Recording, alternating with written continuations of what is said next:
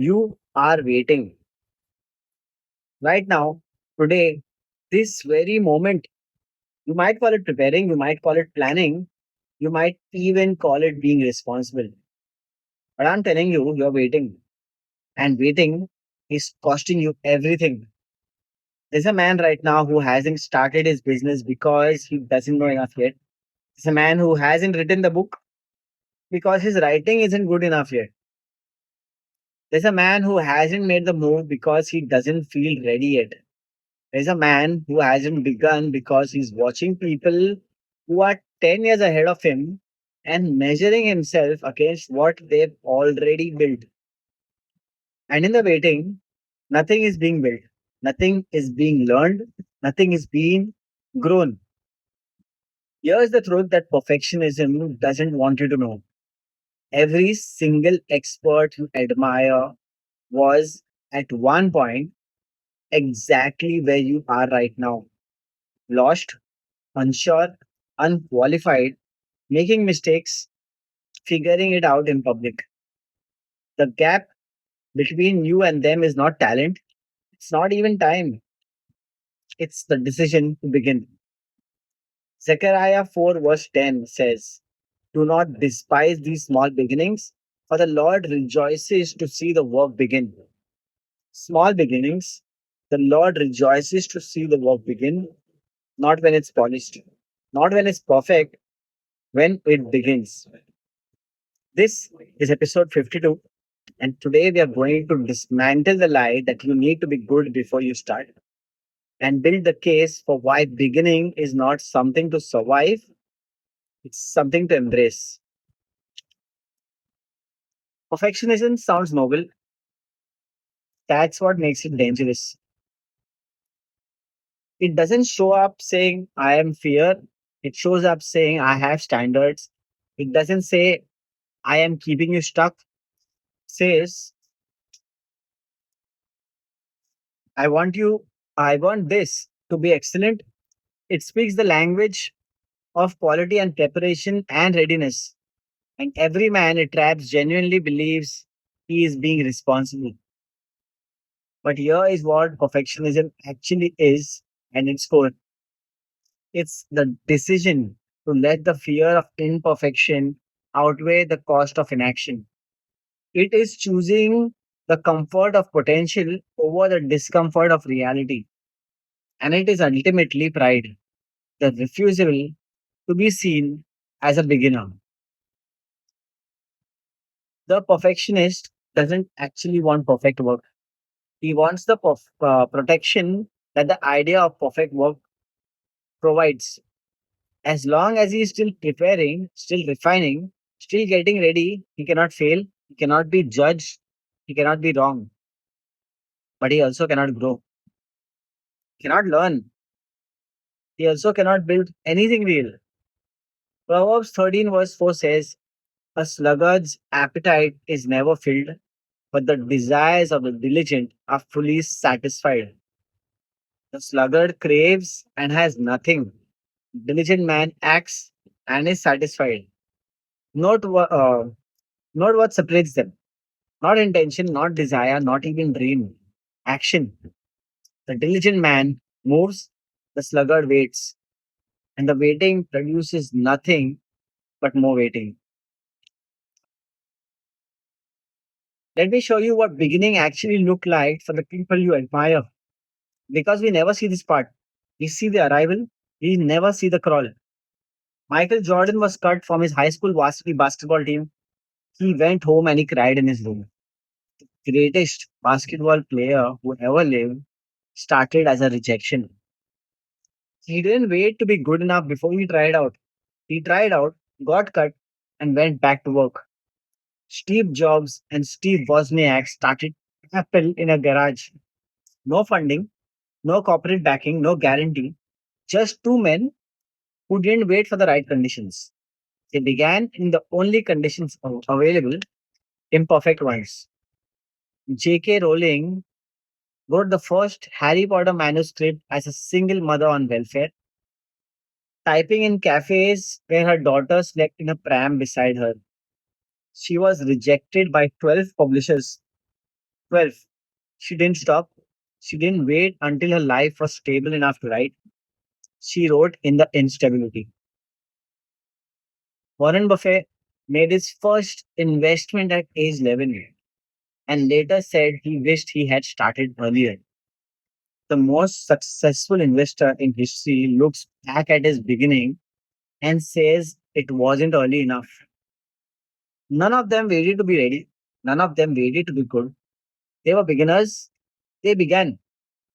And the beginning is what built them into everything you see now. Hebrews 12, verse 1 says, let us run with perseverance the race marked out for us. The race marked out for us. Every man has a race, but it only starts when he starts running. No one runs the race while standing at the starting line, deciding whether they are ready.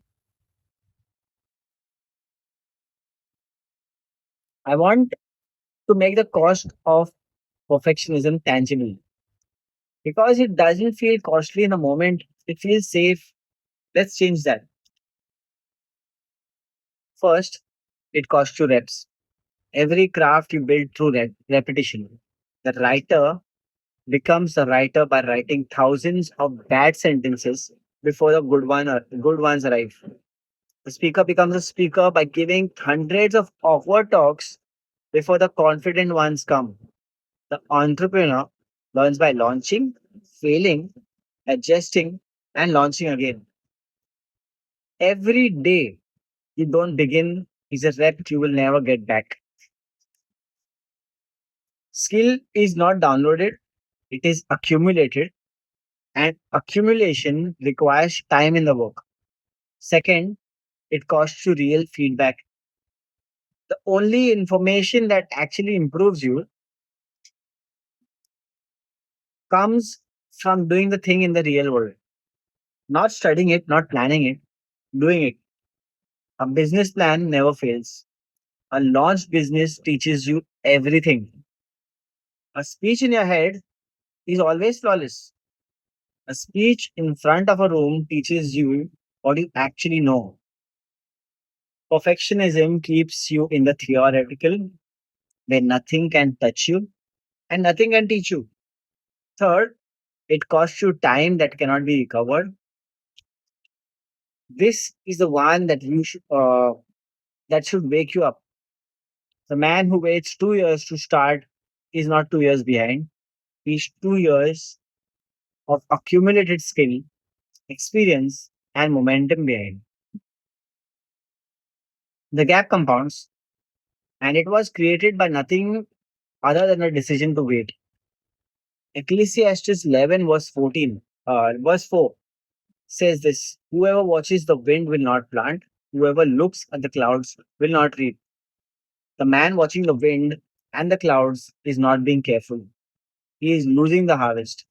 The cost is not preparation time, the cost is the crop. The Bible does not have a single story of a man God called who was ready. Not one.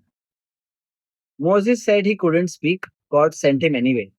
He stuttered his way into one of the greatest deliverances in human history.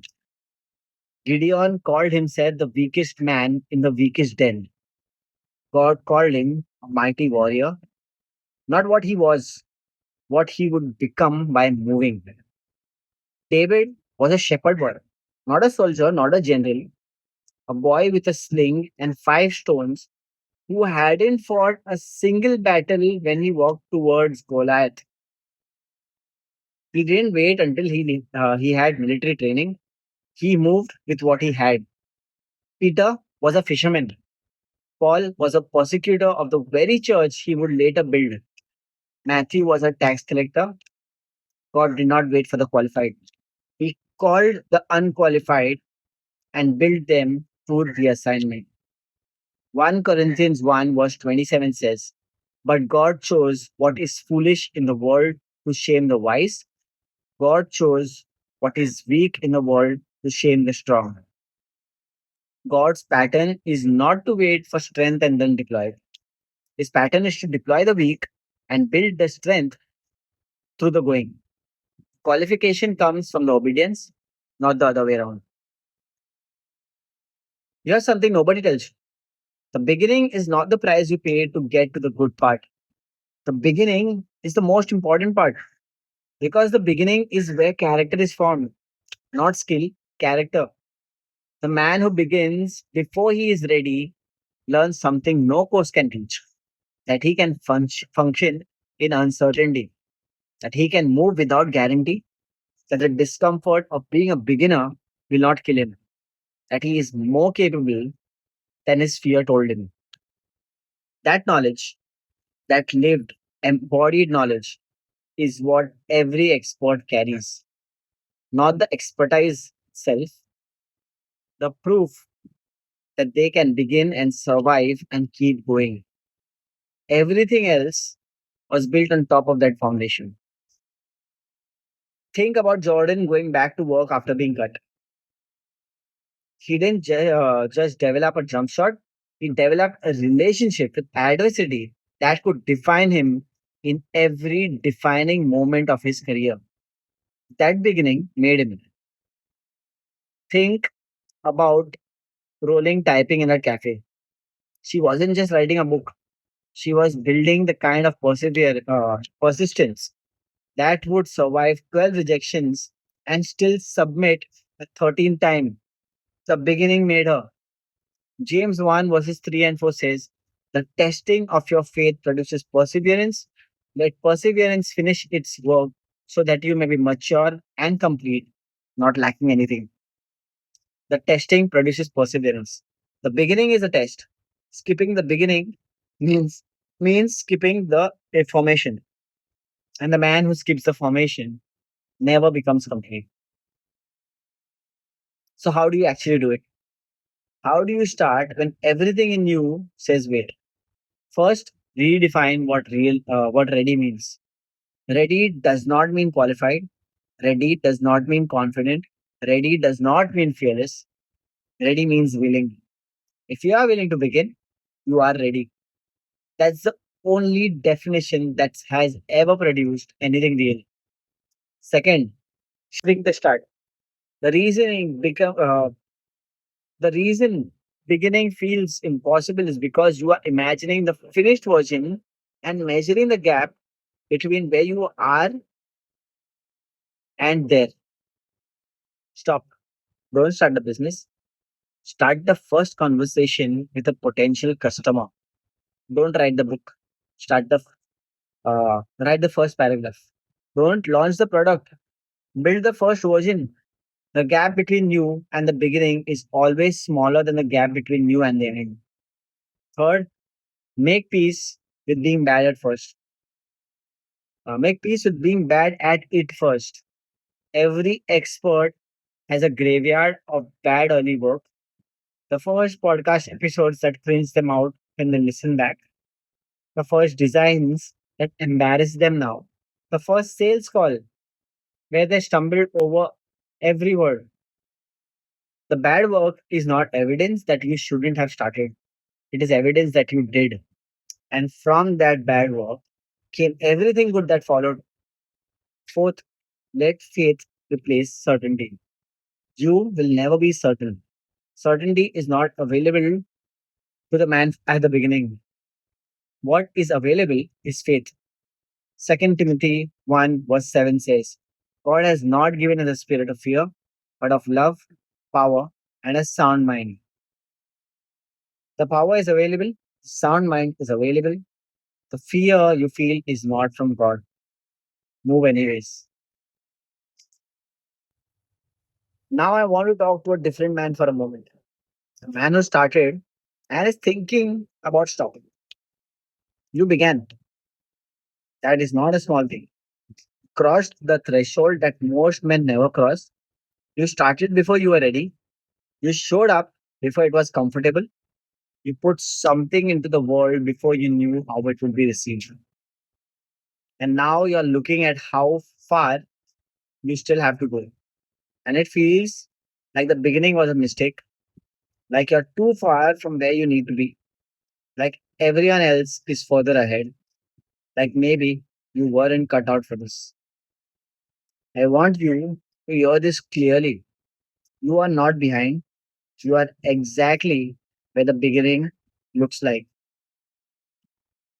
This is what it feels like. Uncertain, slow, imperfect. This is not a sign you chose the wrong road.